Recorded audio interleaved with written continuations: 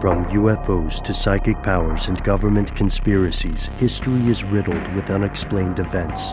You can turn back now or learn the stuff they don't want you to know. A production of iHeartRadio.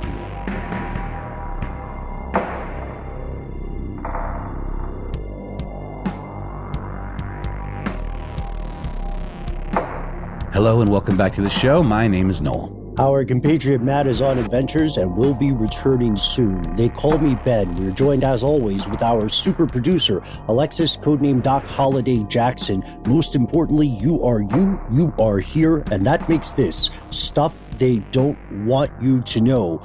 It's been, well, I feel like we say this every week, but it's been a wild week in the news. Want to thank everybody who's given us some leads, given us some responses to earlier stories we did. Just to get this out of the way, Noel, I think we need to do a full episode on Colombia in the future, as well as ghost guns. But today's strange news is not about any of that. Today's strange news is there's some humorous stuff, I would say, but it's also both of our stories today are a study of the darkness of the human soul in some ways. We've got a story in Iraq. We've got a mystery in the U.S. And then, we might, maybe for our third act, Noel, what do you say we add a little bit about our fears of the rising price of gas at the end? Sure. Sounds good to me. Something I fear daily. I know we're at that age now where I always picture like middle school me learning the stuff that current version of me cares about. Well, it's also one of the few ways that I can like comprehend inflation in my mind, because I have a distinct memory of being a kid and gas costing 99 cents a gallon. Yeah. And this was maybe in Augusta.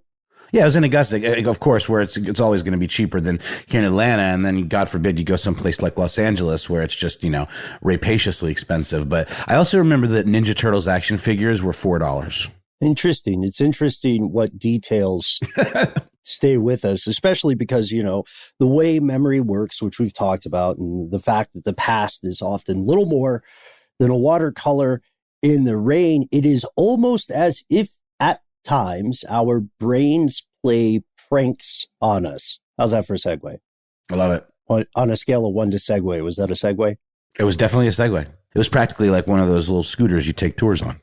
Thanks, man. Your story today is something that was fascinating to me. I've just been reading up on it before we record. I don't know a ton about this. What's going on in Iraq? Well, prank shows in general, even here in the U.S., like what was it, Punk'd with Ashton Kutcher? They're popular, and it's something that takes a lot of effort to pull off correctly. The more elaborate the prank, the better. It requires a lot of planning and cooperation and, keeping quiet and not spoiling it for the participants. But these things can get out of hand. They certainly can. And that's exactly what has happened in Iraq, where prank shows are hugely popular, but like way more elaborate and frankly quite cruel prank shows. I heard about this on one of my favorite YouTube channels, Internet Today. They were talking about the kind of updated version of the story, but in getting to that, they talked about this whole kind of culture. And one of the pranks they described was there's a couple of different like famous pranksters, but one of them was like they all involve celebrities, luring them to some sort of scenario where then something crazy happens. And one of them was like a ship that was simulated to be sinking, and these like fake shark fins were surrounding them along with like severed body parts and stuff. And it's like, these are essentially psychological warfare tactics, the kinds of things I can't imagine being one of these celebrities and being subjected to something like that and then being totally cool with it and signing a release. Because, you have, you oftentimes you see on these types of shows, even in that new Eric Andre movie, which is called, what was that movie called? Road Trip, or just Tripping. Okay. Something like that. But it was sort of a combination of a prank show, unscripted, kind of improv storytelling, but also involved like real people. A lot of it was filmed around Atlanta. And you see occasionally there's some folks that didn't think it was funny and consequently didn't sign the release. And you know that because their faces are blurred out. But this story is particularly about one show in Iraq that got canceled. It's a show called Tom Ruslan, where celebrities are invited, or at least in this particular segment, celebrities are invited to visit families, Iraqi families who have been displaced as a result of fleeing various terrorist groups.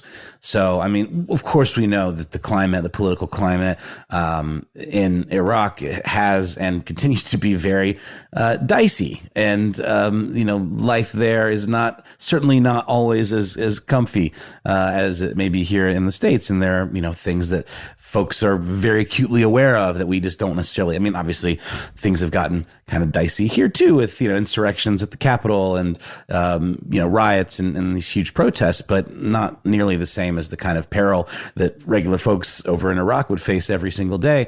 And this show is kind of capitalizing on that fear in a really weird and divisive way. So again, the idea is that these celebrities are supposed to visit displaced Iraqi families who have fled extremist groups. And they arrive at these supposed homes where they are then ambushed by actors portraying jihadi fighters. And there are fake explosions and, dummy rounds and muzzle flares and all the things. They're blindfolded, the celebrities, by these actors, and had fake suicide vests strapped to their chests. Mm-hmm. And as far as they're concerned, this is all very real, and it's absolutely the kind of thing that there would be a threat of happening during a visit like this, especially right. if Daesh has been these are known things. That's exactly right, Ben. Yep. Mm-hmm. So imagine you're a celebrity and you're going to visit a family that has supposedly fled Daesh. And, I would think there would be some trepidation that goes along with that. Maybe these families are targeted. So all this stuff would track, as being very, very real. One participant was a guy by the name of Allah Mahwi, who was a soccer player, a well-known soccer player in Iraq. And he, in the segment, was, in tears, was begging for his life. A 58-year-old actor by the name of Nesma, famous enough to just have one name, I imagine. She actually passed out after they strapped her with this supposed explosive vest. So this isn't the only example of this type of thing. This was just probably one of the more extreme ones. And it was so controversial. Viewers were just absolutely outraged. Many were. A Twitter user by the name of Bilal al-Mosuli wrote, "This is not entertainment."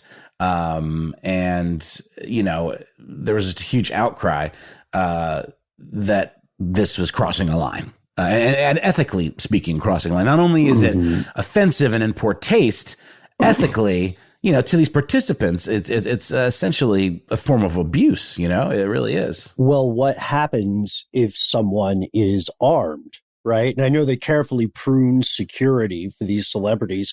I always thought prank shows are mean-spirited, like the hidden camera stuff. There's an 100%. Important distinction here. There are two important distinctions. First, the situation in Iraq is incredibly unstable in comparison to the U.S., so it's the epitome of too soon, right? The detractors would say for these sorts of pranks.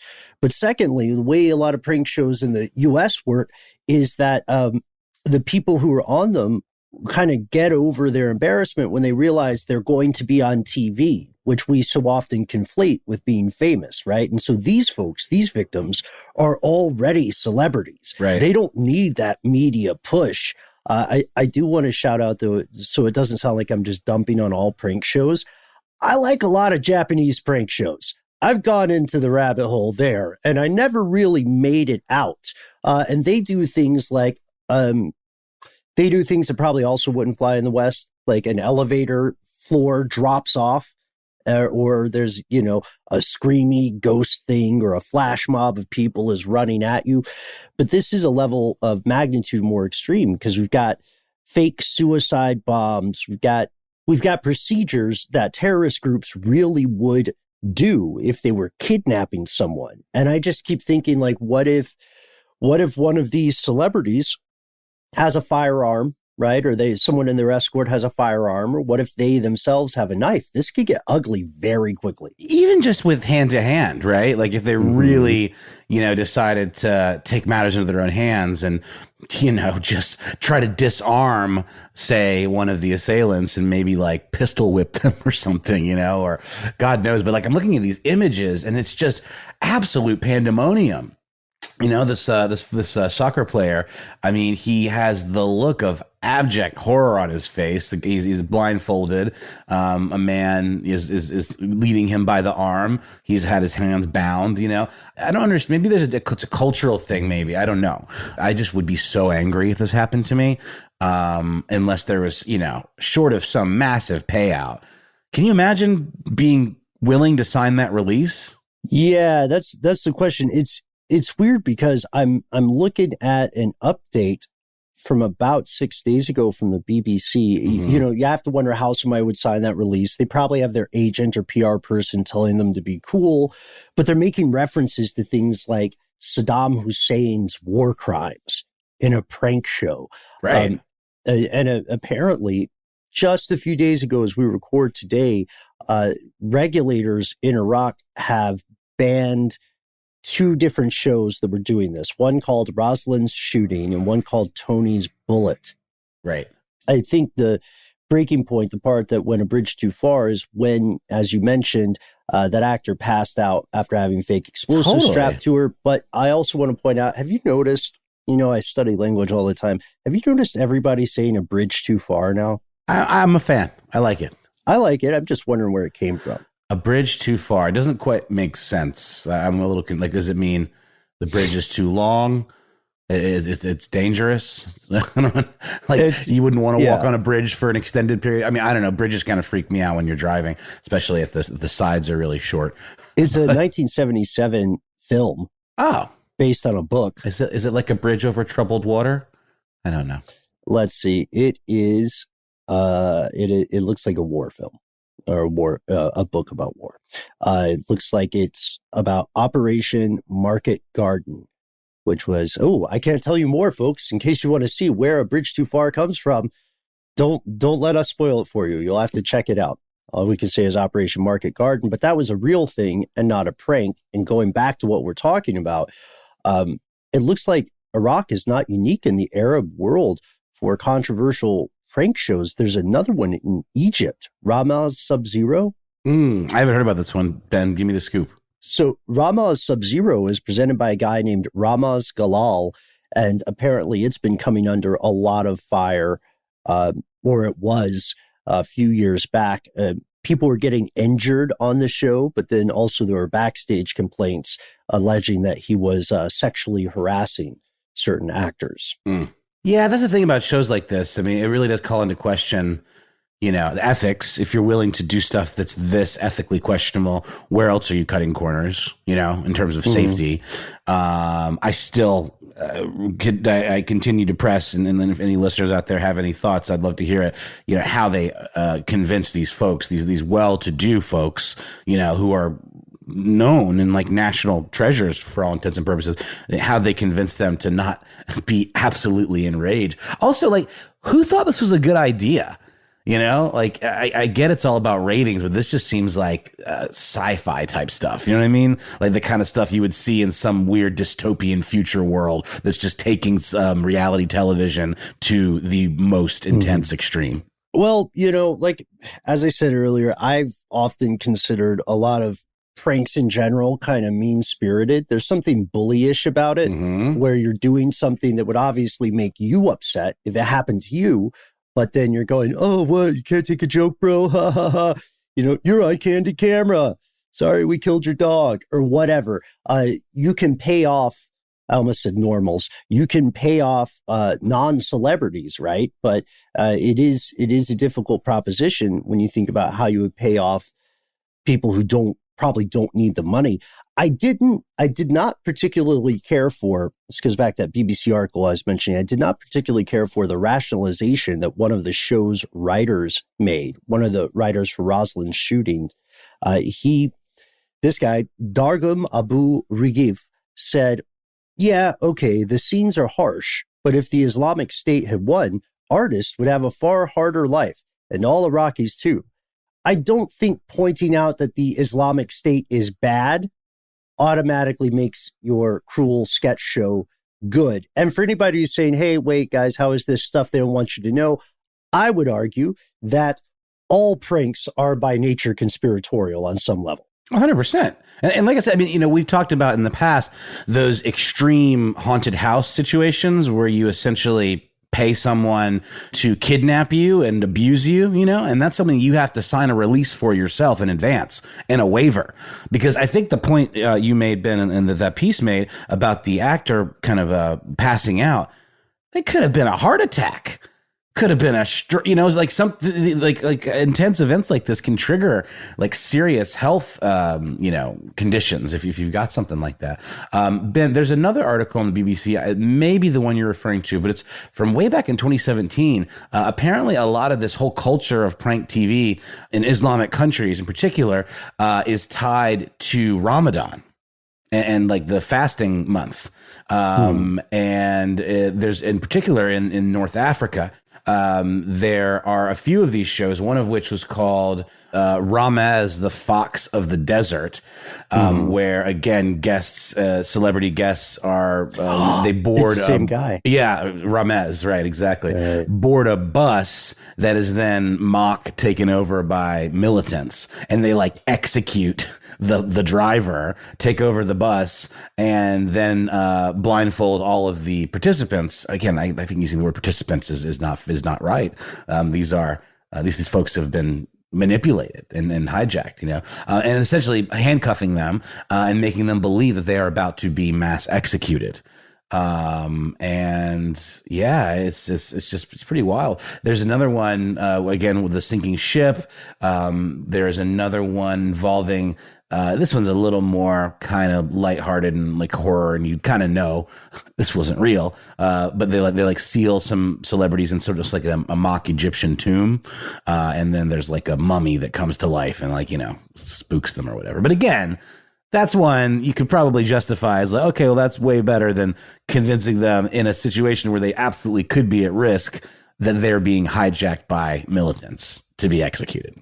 But you're right, Ben. All of this stuff is absolutely conspiratorial. I mean, it reminds me of that movie, The Game, with Michael Douglas, spoiler alert, I guess, for a 20-year-old movie. But it's like this elaborate series of events that the main character believes to be real, only at the end to realize that it's all this elaborate kind of stunt that's being perpetrated by his brother as a birthday gift. But it all goes, horribly awry, of course. Have you seen that movie, Ben? I have, yeah. Yeah. And, prank shows like this are going to continue. There will always be an audience for something like this because it's cathartic. It's the same reason that there will always be people who slow down to stare at car accidents. Totally. No, you nailed it, man. So I'm surprised that this hadn't crossed my radar before, but it's definitely I guess it's something they're having to reassess. I don't know if, again, like you said, Ben, if there's an audience, they're probably going to find a way to do it, whether they soften it a little bit or what. But yeah, I can't stop thinking about this in terms of some sort of bread and circuses gone awry in some sort of dystopian future world where they literally just kidnap people and torture them on television for people's amusement. Oh, and before we go to a break, that horror house we're mentioning, often called the most extreme haunted house, rather. It's not really haunted. It's a torture room. Mm-hmm. It's called McCamey Manor. And my conspiracy theory about McCamey Manor is that the guy who's doing it is actually making money by running some sort of betting ring, possibly based out of Vegas or somewhere online, where people are betting on how long these people can endure this torture. Well, there's a documentary about that, and he definitely does have subscribers that pay to watch it. like a lot of them. And that's a big part of his business model. The betting part, certainly, I could see how that would be something like they might not have put in the documentary. But there's definitely cam kind of situations where a big part of his business model is, getting paid subscriber fees for streaming these scenes of people very consensually being tortured. Because again, they are literally sign a waiver saying, you can do whatever you want to me. I don't know exactly what the language of the waiver is, but it's not going to hold up in court. Not if they die, right? Well, they're signing under duress too. It's gross. Oh, I think they have to sign it before they go, and there's a big long waiting list. So I don't think they're signing it. 24,000 now, but I know back in the day it changed. It was a lot more physical too. It's weird, but yeah, hopefully we'll one day see it into mean-spirited prank shows. I personally don't think it'll happen, but it would be for the benefit of humanity if it did. Agreed. Well, let's take a quick break and hear a word from our sponsor, and then we'll be back with some more strange news.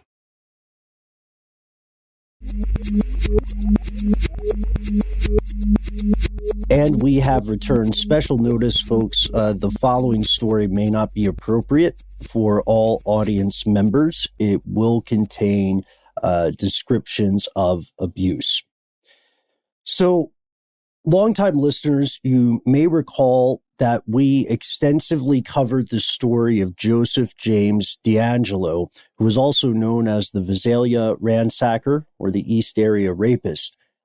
We had covered his story in I believe, a previous episode on uncaught serial killers, which was, the terrifying thing about that is it ended up being a multi-part episode.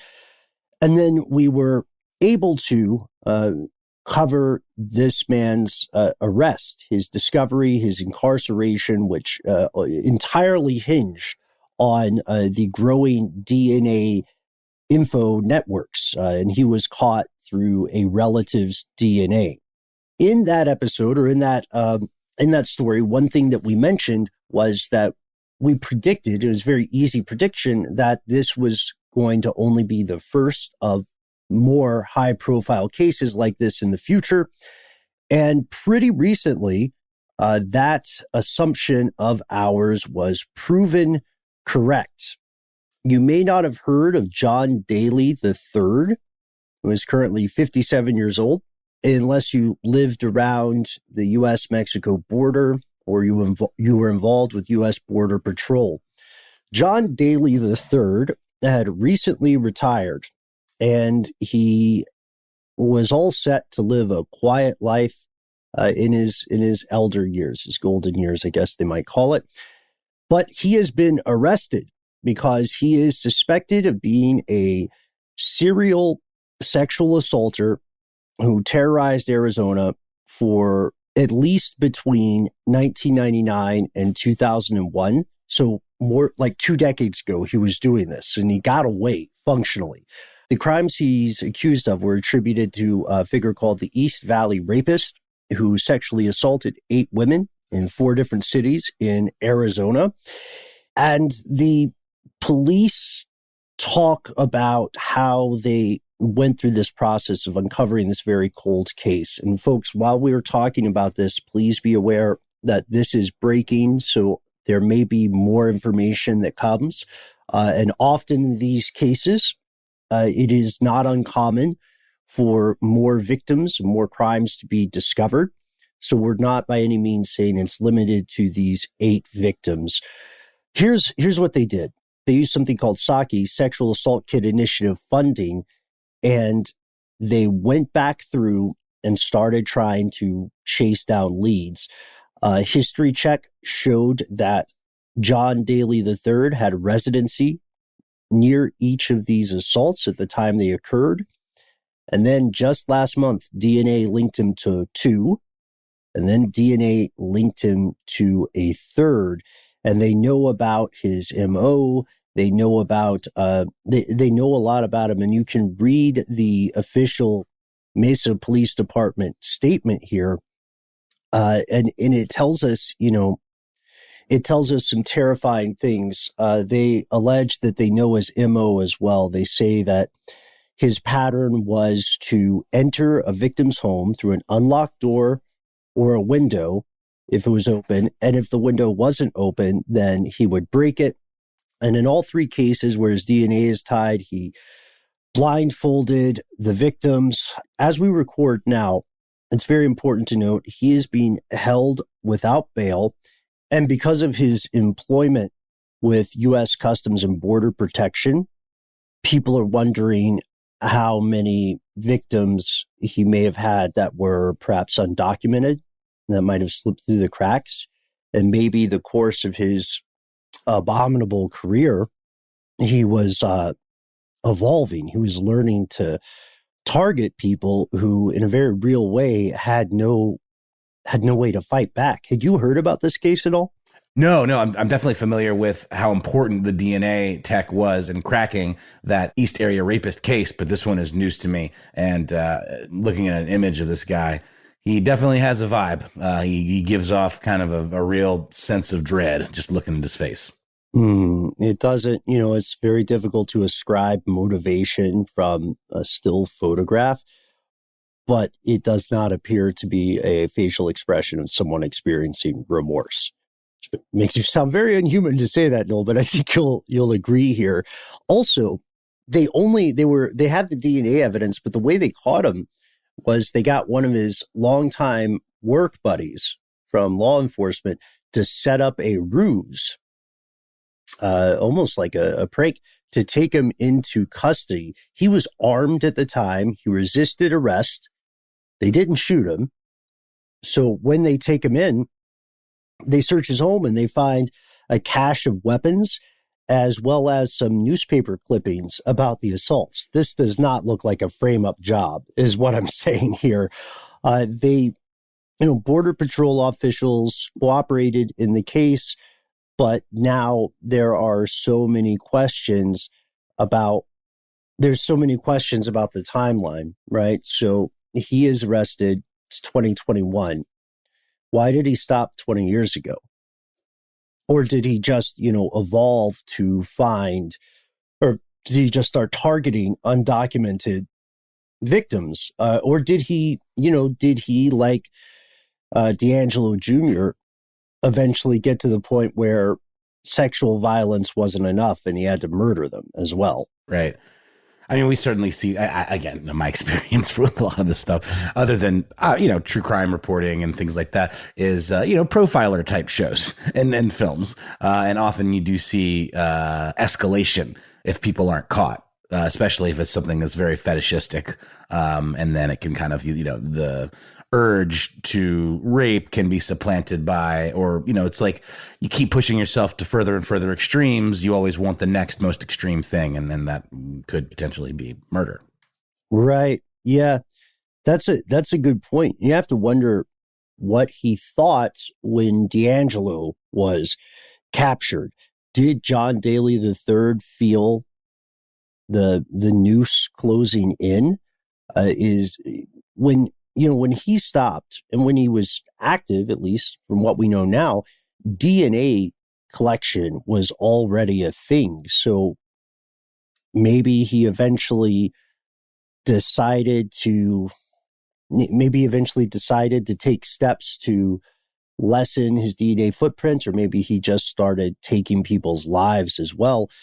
This is going on the heels of other reports. It wasn't too long ago.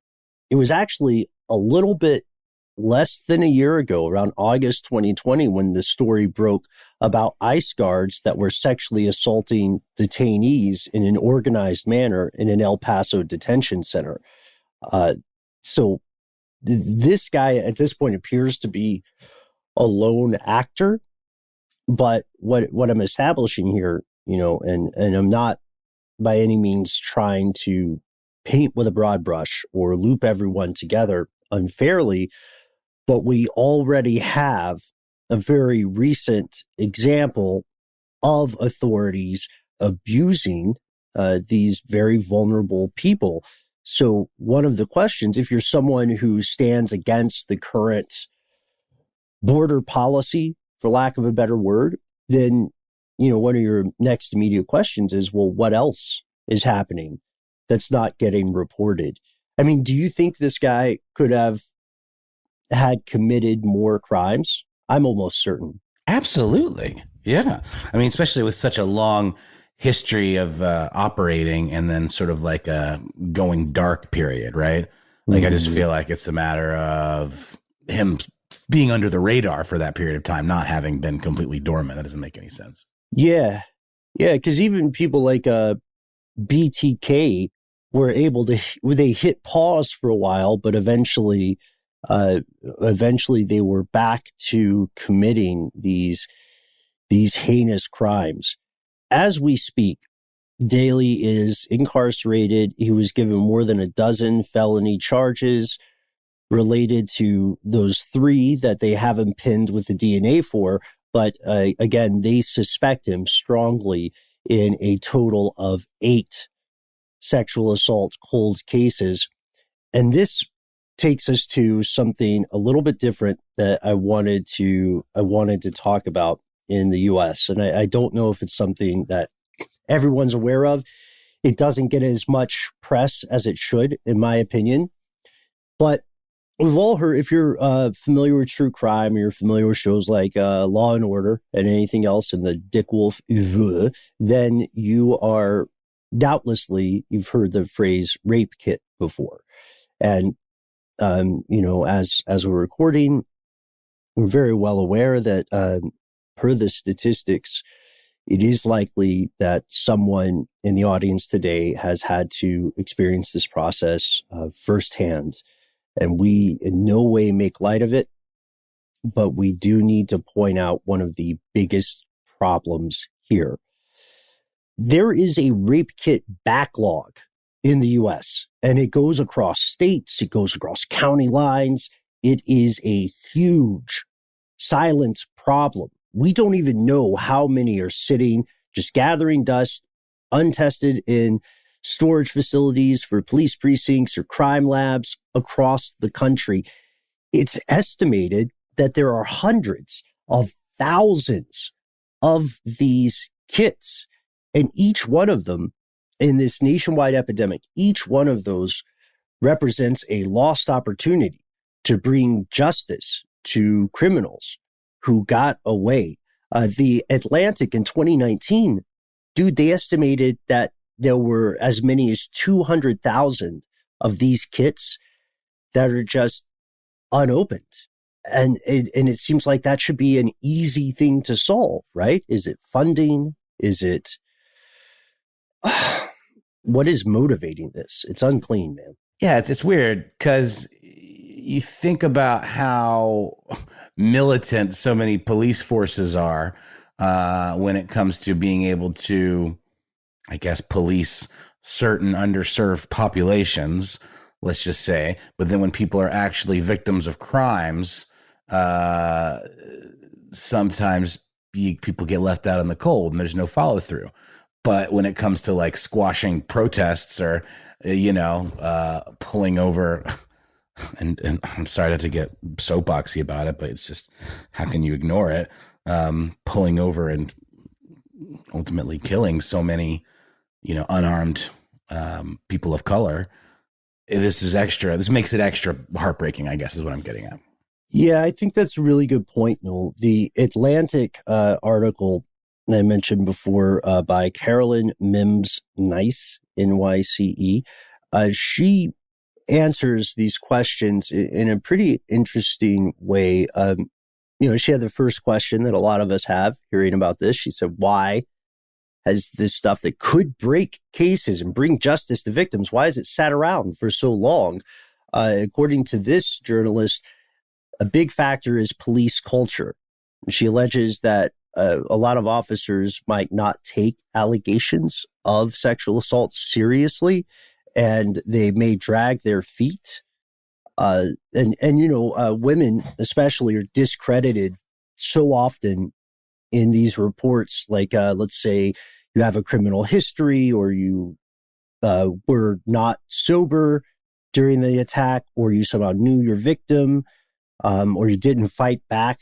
They're subjected to skepticism at his, honestly, probably one of the worst moments of their lives. And then we know that there are promising results I wanted to bring this all the way back around to the Sexual Assault Kit Initiative, or SAKI. It's had mixed results. Some very good, like in Detroit and Cleveland. They've been pretty successful. SAKI allocated, by the way, $154 million in funding to these local jurisdictions to start going through this backlog. But then other places like Connecticut have received $3 million in funding, and they have at this point not resulted in charges or convictions. But that, I think, I would argue that alone is not an excuse not to be vigilant and test every one of these, because I am not being hyperbolic and I am not being alarmist when I say that those kits will lead to convictions. All of them, probably not. Some of them, yes. And there are repeat offenders out there. It is a statistical certitude. It's impossible that there would not be at this point, given this problem. So with that, we will give pertinent updates on the story of John Daly III as they come up. We'd love to hear your opinion on the backlog of these kits, why it happened, how to fix it, 1-833-STDWYTK. You can also email us directly, where we're conspiracy at iHeartRadio.com. Noel, this was a heavy one. I say we take a break and then come back with something a little bit less dire. What do you think? I think I'm with you, Ben. I think I'm with you. It's something that, hopefully will give people something they can actually do.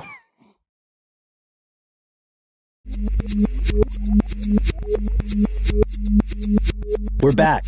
I know in the past I made a lot of car references.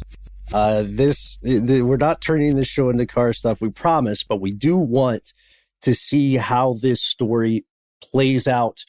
You may have heard this in the news, folks. The Colonial Pipeline has been hacked. Noel, do you remember? It wasn't too long ago. Time's funny during the pandemic, but we did a story on Strange News, I think it was, about a hacker in Florida who just, like, for the lulls, hacked into a water treatment plant. Yeah, injected it with, was it like mercury? No, it wasn't mercury. It was some chemical that in small amounts was used in the water treatment, but basically upped the release of this chemical to what would have been toxic levels.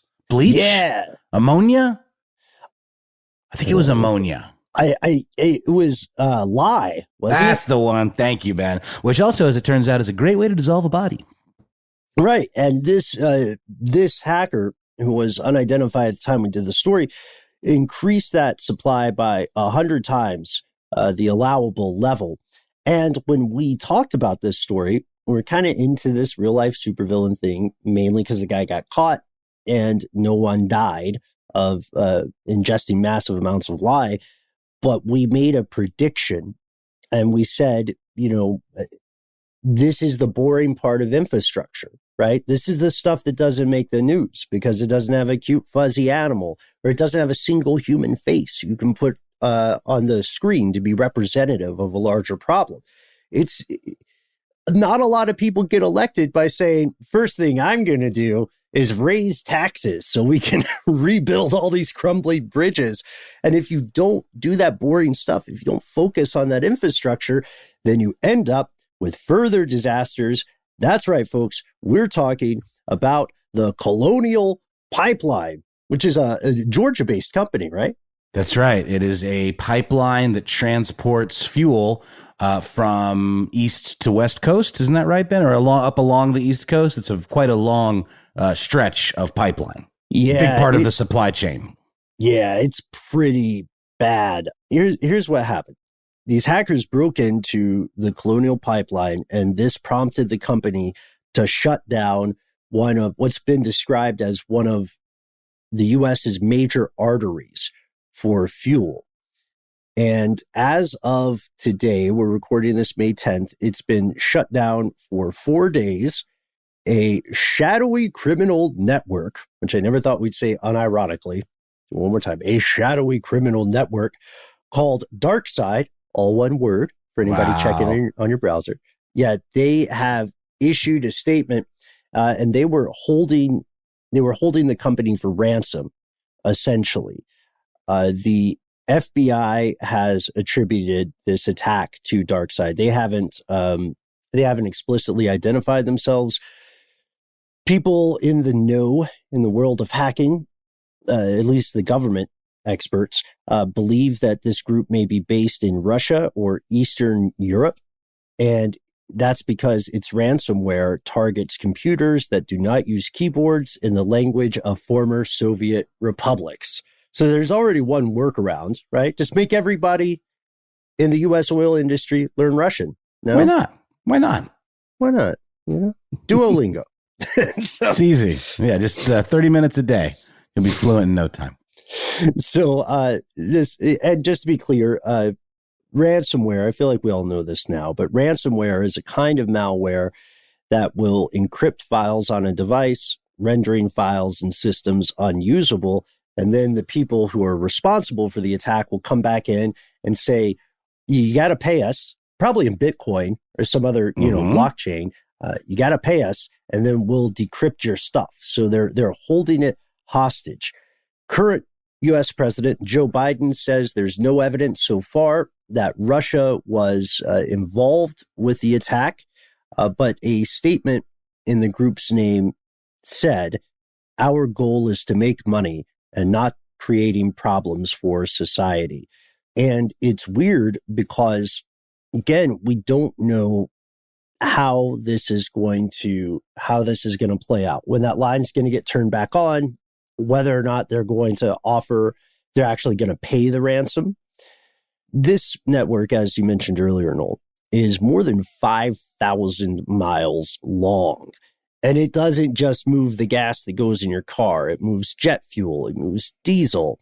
This could be a very difficult time because we're already, there's still so many pandemic shortages. Like, did you hear about ketchup packets? I did hear about that. Yeah. It's an odd one. They're going to start rationing them out. Those sweet ketchup packets. I like to just squeeze them right out of the pack. I'm kidding. I'm not a monster. Oh, well, I think I might be a monster because sometimes I've been in a hurry and I've been like, little zing of tomato sugar. That'll get me going. But as it turns out, ketchup, not keto, not part of this balanced keto diet, which I am attempting with every inch of my being. It's hard. Oh, you got it, man. Thanks, you bud. got it. You just got to make it through that keto flu. Isn't that what they call it? And then you'll be golden. Well, I haven't gotten there yet, so obviously I'm not doing it right.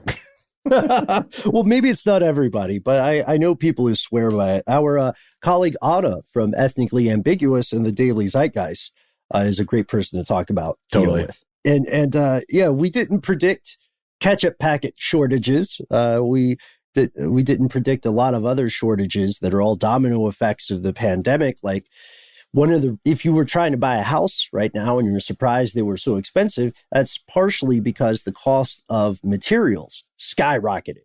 Because for a while, people weren't out making timber, right? They weren't out making drywall, stuff like that. And those effects are going to last for a while.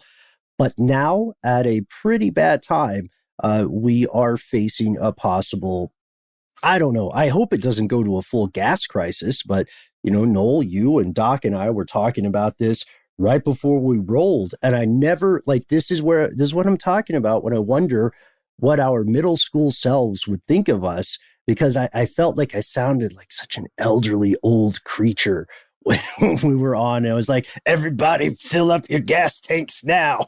Totally. And I also sounded similarly so when I said, back when I was a boy, I remember gas was 99 cents on the gallon.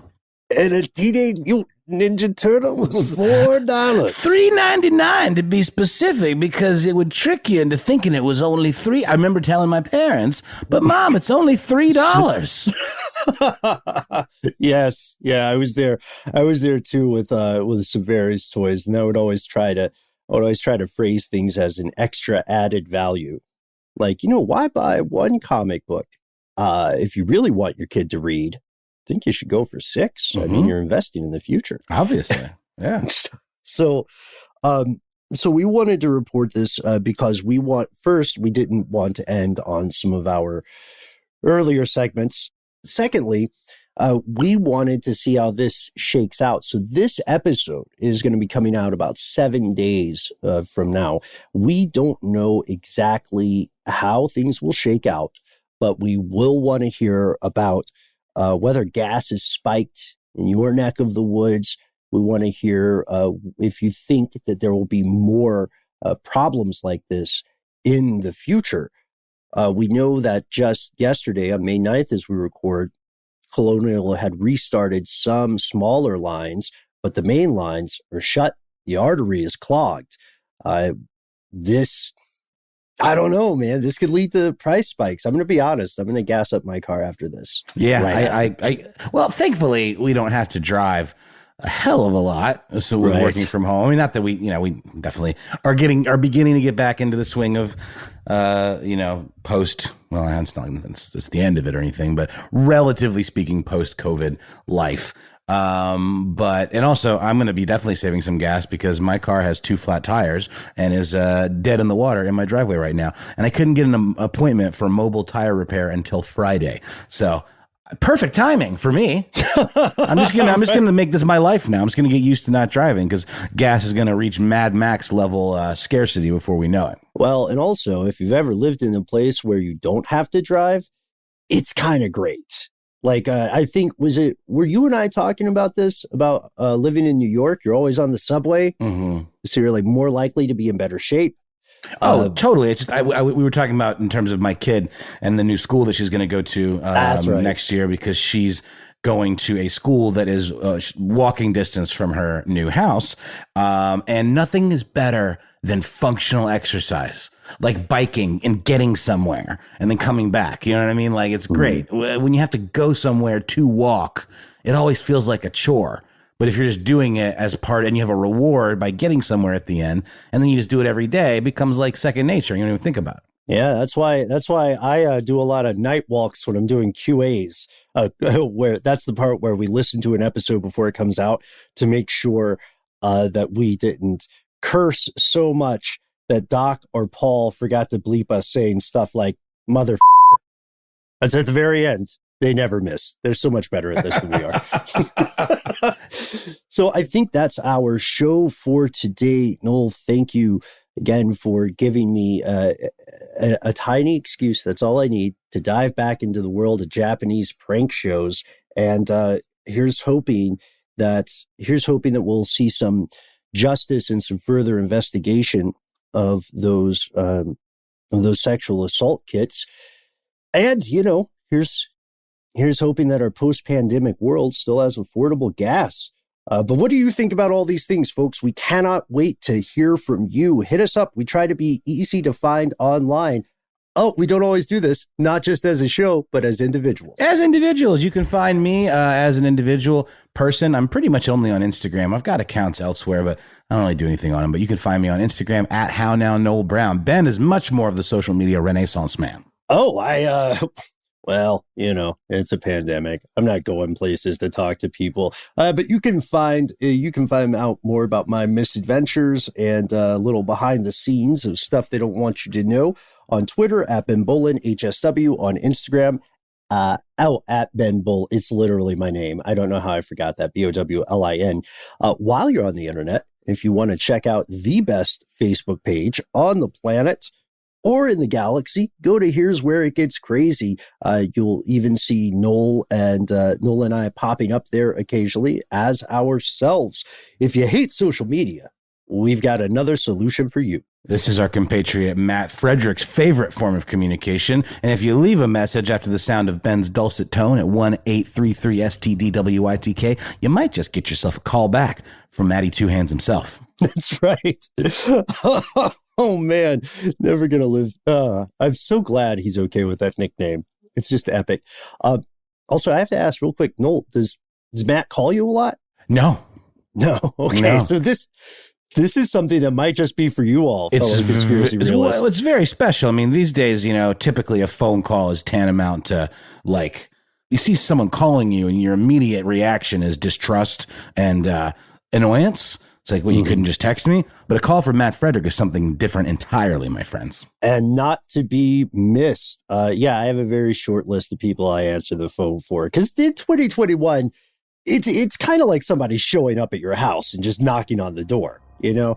But yes, the rumors are true. You may get a call from Matt Frederick himself. We've also had great conversations as a group with some listeners who chimed in. So please be part of the show. Just let us know if we can use your voice and name on air. If you're saying, I'm with you guys, I hate phones, you better not let Matt call me. Then we have another solution for you. You can reach us anytime, 24/7 at our good old-fashioned email address, where we are conspiracy@iheartradio.com.